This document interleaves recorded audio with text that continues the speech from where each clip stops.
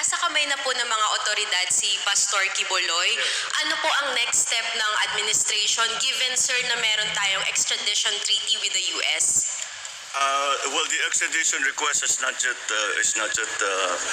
there. Besides, the judicial processes that Apollo Quiboloy is going to have to go through now locally still have to be done. Because we have, what has been done is that we have implemented and enforced an arrest warrant that was issued by the court. And therefore, it is now within the court's hands. Wala na sa executive ito. Kami sa executive, ang ginawa lang namin, in-implement lang namin, in-enforce lang namin ang order ng court. So that is the situation now. We will have to look at that. But for the moment, hindi extradition ang tinitignan natin. Ang tinitignan natin ay yung mga kaso na mga complaint na pinila dito sa Pilipinas. At yun muna ang kailangan niyang harapin. Next question, Chona, please. Hi, Chona. Sir, good morning. Oo. Sir, anong participation ng Armed Forces of the Philippines? Bakit sila nandun? At bakit sa kanya nag-surrender si Pastor Quiboloy? Well, ganyan naman talaga. Madalas naman mangyari yan na may augmentation sa AFP. But let's be very clear. This was a police-led operation. It was a police operation. Kung ano man ang involvement ng AFP dyan ay, as I said, augmentation. As you can imagine, all through these past months, all the intelligence services were involved, both in the police, both in the AFP, even our civilian intelligence services. Kasama lahat yan para malaman natin ano yung dapat natin gawin and what are the movements that can be attributed to Apollo Quiboloy, Mr. Quiboloy. At yan ang kaya naman may augmentation.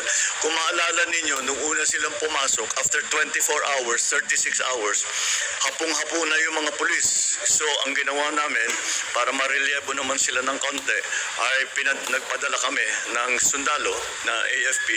That was about 2.5 weeks ago.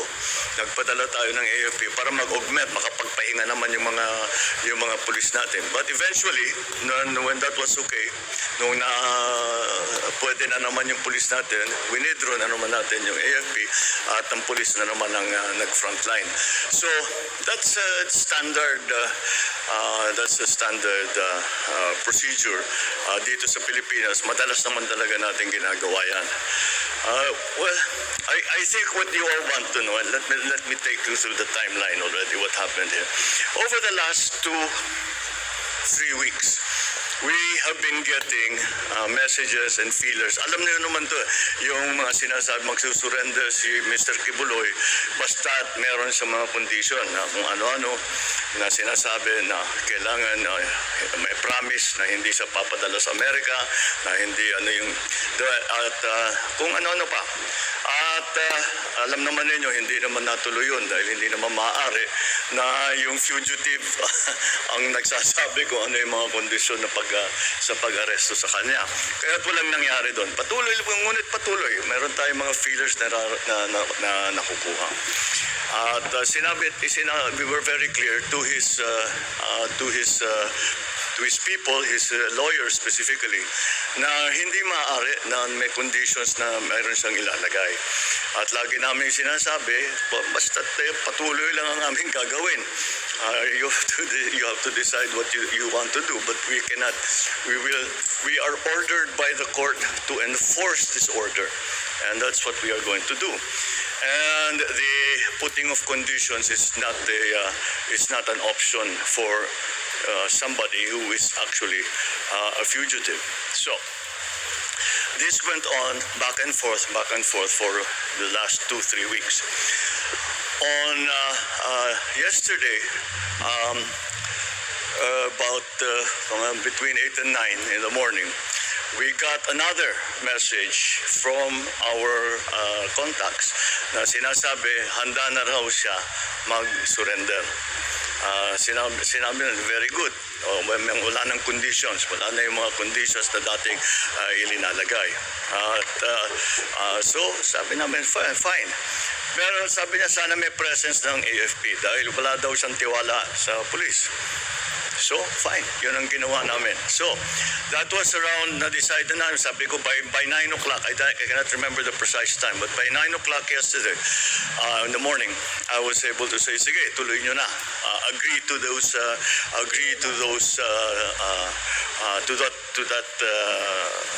scenario. So, and that was it. So, tuloy-tuloy ng pag-uusap. How do we do it? Where did this? Where?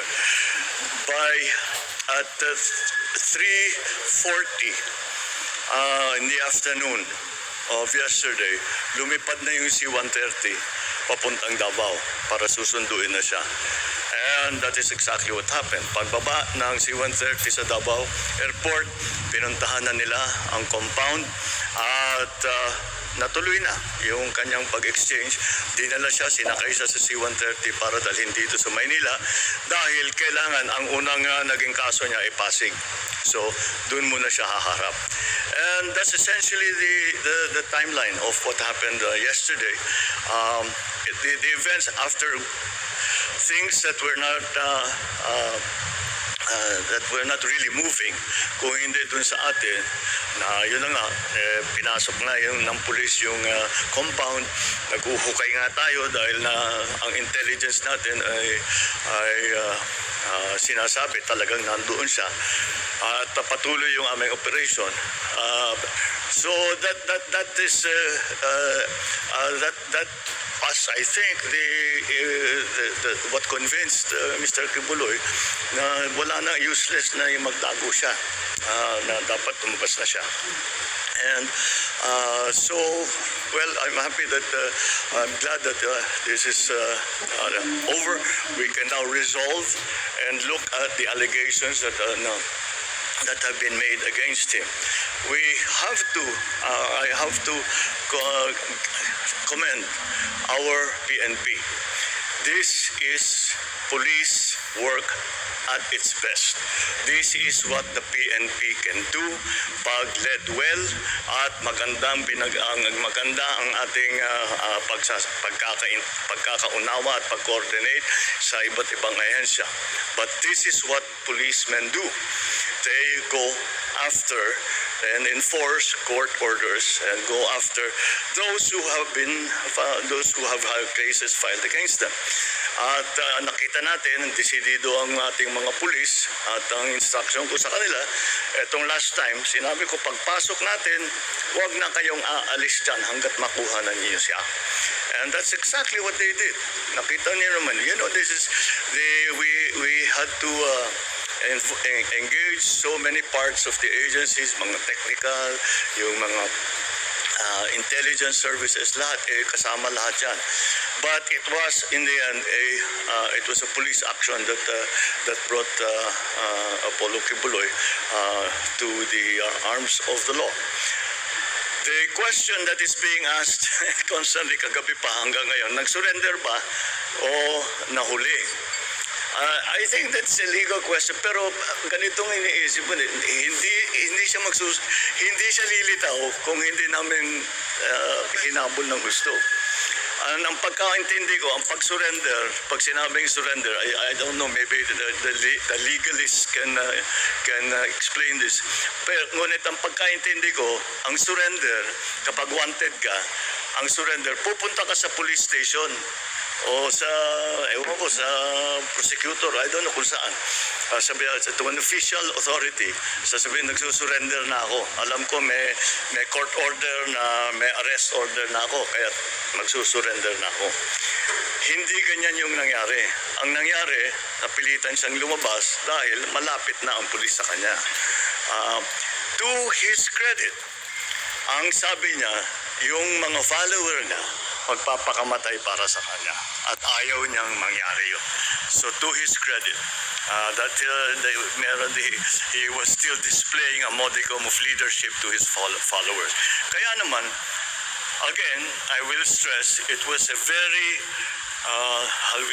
involved police action. augmented, of course, by the AFP, augmented by the civilian arms of government.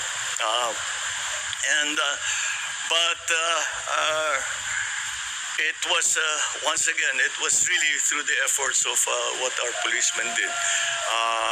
And once again, I stress that kung merong mang nasaktan, ay may galos lamang, may sugat lamang. No major injuries were sige, sa tulakan, sa girian.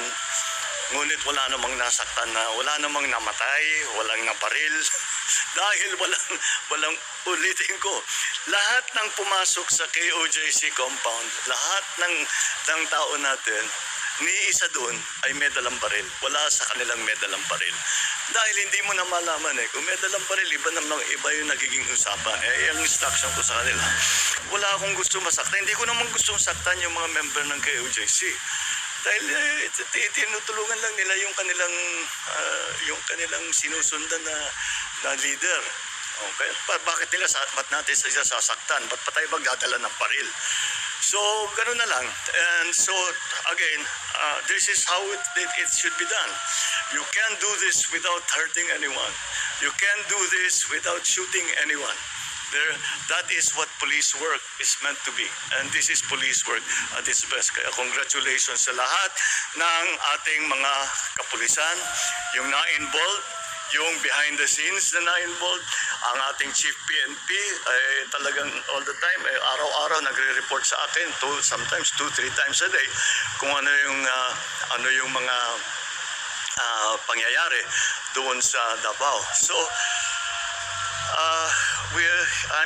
it is really with some relief that I can say that at least this phase of that operation is now over, and we now leave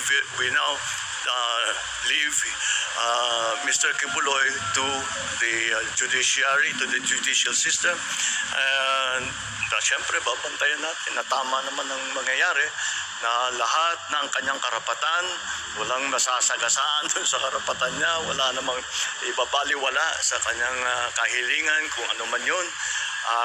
But again, there is no special treatment. Although he's a very prominent person, we actually, hindi na, kung kahit may magsabi na gawin natin special treatment, hindi namin alam gawin yun We don't know what special treatment is. So we will treat him like any other arrested person, and will respect his rights, and we will go through the process. The process will be transparent. Everyone who is involved will be accountable, and we will demonstrate once again to the world that our judicial system in the Philippines is active, is vibrant, and is working well. All right? Thank you.